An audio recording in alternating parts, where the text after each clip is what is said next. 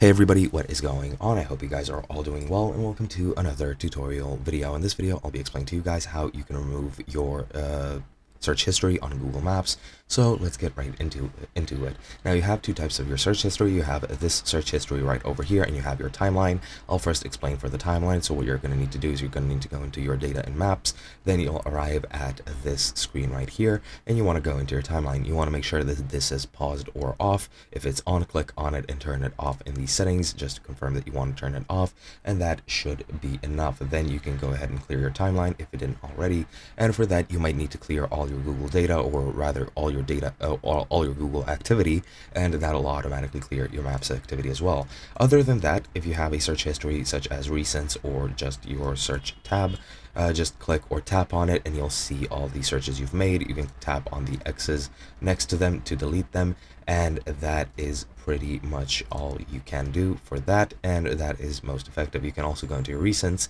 and you can find the places that you actually want to delete. So you can go, for example, Monte Carlo Diner, you can just delete it by the X again, and that is pretty much all there is to it. It really is that simple. There's really nothing else to add to this. Hope you guys enjoyed, and I'll be seeing you guys in another video.